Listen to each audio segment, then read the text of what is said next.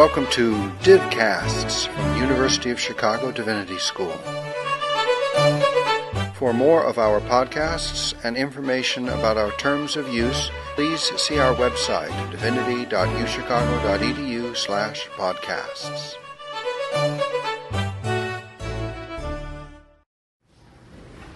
When we first discovered, quite far along in our planning, that the date for our conference fell on Martin Luther King Day, we were, of course, thrown into a tizzy. But we then consulted with deans and William McDade, the Deputy Provost for Research and Minority Affairs. We call with you, the participants. The university administrators saw no reason to cancel the conference or move it, and didn't think it would be taken as an offense or dishonor to the memory of Martin Luther King. On the contrary, they saw an opportunity to build bridges and find common themes in unexpected places. One or two participants did have reservations, and we assured them that we would understand if they would rather not participate. But thankfully, in the end, no one did withdraw. So we'd like to make the most we can of this fortuitous coincidence. I have not been able to find any reference to Maimonides in the impressive corpus of speeches and writings of Martin Luther King. However, Abraham Joshua Heschel, who wrote what for a long time was our only biography in English of Maimonides, as you all know, marched with Reverend King at Selma, took a very active part in the civil rights movement. In the famous article, Did Maimonides Believe That He Had Achieved Prophecy? Heschel argued that Maimonides did indeed think that he achieved some grant of prophecy. But whether or not one agrees with that conclusion, Heschel's main point was that contrary to the received view, the prophecy ceased after the beginning of the Second Temple period. Prophetic inspiration continued well into the Middle Ages and potentially to this very day. And there is, I think, no question that Maimonides and Martin Luther King, and perhaps Heschel too, whether or not they were prophets, spoke with prophetic voices. Maimonides' prophet, as everybody at this meeting knows all too well, is Colvin, not only a spiritual figure, and not just a philosopher, but a legislator and founder-ruler of a political community, a divided polis, a community governed by a law that aims not only at the reality of social and economic justice, and in achieving peaceful, mutual relations amongst diverse citizens, but also at inculcating in these citizens the right values and beliefs in justice, peace, and knowledge of the truth. Martin Luther King lived his life in the mold of the Maimonidean prophet, indeed in many ways similar to Maimonides himself. Although I don't think one can call King a scholar like Maimonides, when one reads King's descriptions of his own, what he calls pilgrimage, one sees how deeply he absorbed and embodied not just the thought of theologians like Tillich and Niebuhr, but classics of liberal philosophy, Kierkegaard, Nietzsche, Jaspers, Heidegger, and Sartre, and, of course, the philosophy of Gandhi. However, as he describes himself, although his original intention was to be nothing more than a pastor of a small church, or upon witnessing the humiliation of blacks in Montgomery, King could not but become their spokesman and leader, impelled into a social activist role demanding resistance, nonviolent, but active resistance. One is tempted to say about King what Maimonides said about his reasons for writing the guide, facing a different but equally demanding and threatening crisis. It's time to do something for the Lord, and let all thy acts be for the sake of heaven. There are many parallels to be found between Maimonides and Martin Luther King. Both were victims of injustice, persecution, discrimination, you could say, exile and displacement, the one from his native Andalusia, the other from a seat in the front of a bus. But both suffered, but did not let themselves become victims of their own suffering. Both speak with deep visions that inspire their communities, and at the same time, both were very trenchant social critics also of their own communities, as well as other communities, and both ground their visions in their respective scriptures and religious traditions. Maimonides in the Bibles, the Bible, the rabbis, and the Greco-Arabic philosophical tradition. Martin Luther King in America's sacred texts, the Declaration of Independence, the Constitution, and the Bible. And for both Maimonides and King, this turn to their scriptures has the consequence not of mere citation, but of putting them into dialogue with contemporary problems, often transforming them in the process. The goal both Maimonides and King seek is perfection, and nothing less than perfection. For Maimonides, his perfection is primarily intellectual. For King, it's much more variegated. But for both, the very idea of perfection is the end or goal. As Devil Patrick said here last week, describing King's impact on him as a youth, quote, "He was a consummate idealist who made us believe that we could perfect our community and our country." In other words, he made young adults, especially young black adults, believe that they could achieve nothing less than perfection.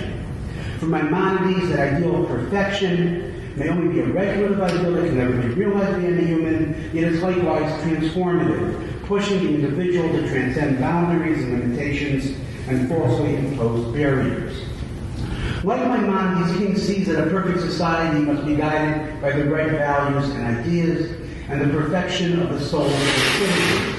But much more than Maimonides, he also realizes how people's perfection or welfare also requires attention to their material existence, what Maimonides would have called the welfare of the body. Thus he writes in, quote, Pilgrimage to Nonviolence, quote, the gospel at its best deals with the whole man, not only his soul but his body, not only his spiritual well-being, but his material well-being. Any religion that professes to be concerned about the souls of men and not about the slums that damn them, the economic conditions that strangle them, and social conditions that cripple them, is a spiritually moribund religion awaiting burial. In Maimonidean terms, King sees that the welfare of the soul and the welfare of the body of the community are too deeply intertwined for one to think that the higher one can somehow be achieved without the other. As we all know, Maimonides' vision of the best human life, the life of imitation of God, based on Jeremiah 9:22-23, is the life of one who not only has achieved intellectual perfection, but also has in view, this is a quote, loving kindness, hesed, justice, mishpat, and righteousness, zakat.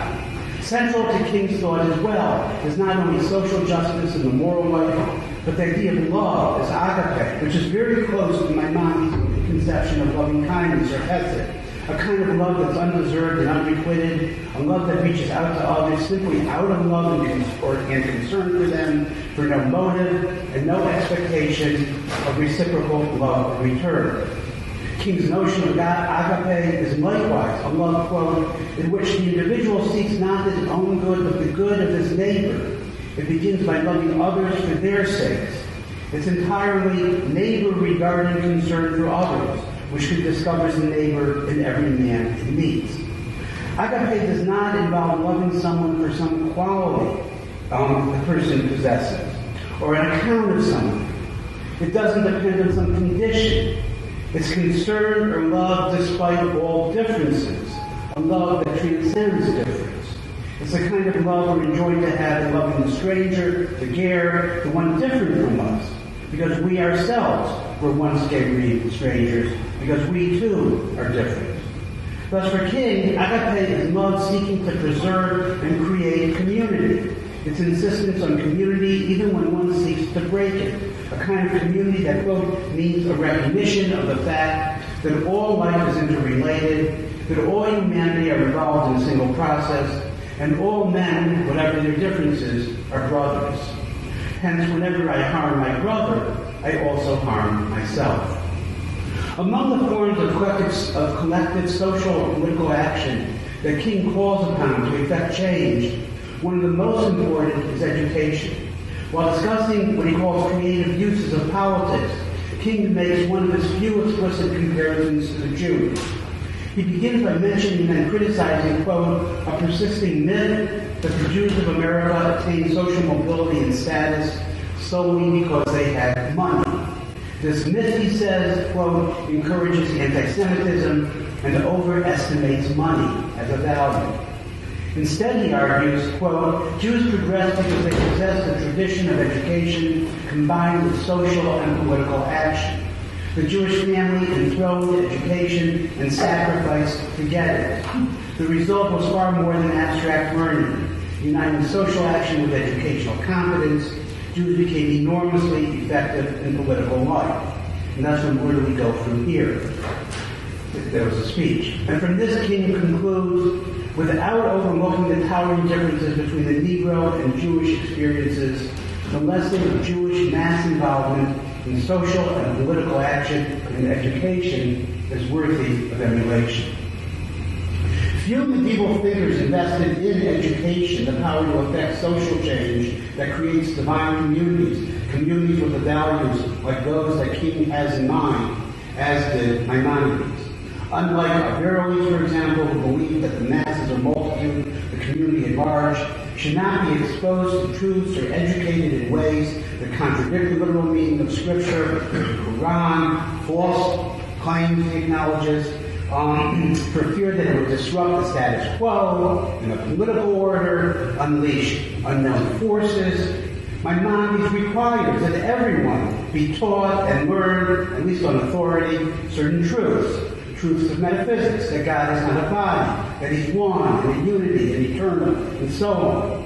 Moreover, in the Mishnah Torah, he has also insisted everyone, women, minors, and the ordinary person, can be taught to perform the law out of love rather than fear. Love that presupposes the highest knowledge. Thus, education through Maimonides can be employed and appropriated to raise and empower the lowest levels of society to the highest state of worship of God, breaking class barriers and divisions. Everyone can, in principle, become equal. Thus, despite their different cultures, eras crossing millennia, continents, and religions, both Martin Luther King and Josef Maimonides share a prophetic vision in which the disenfranchised can become equal to the most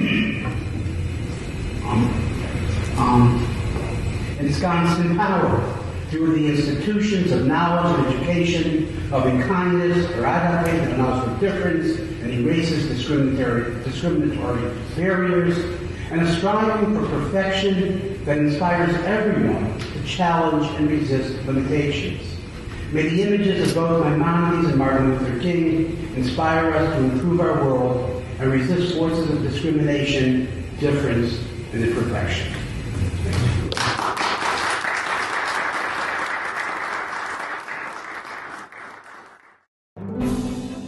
We thank you for listening to or viewing our podcast.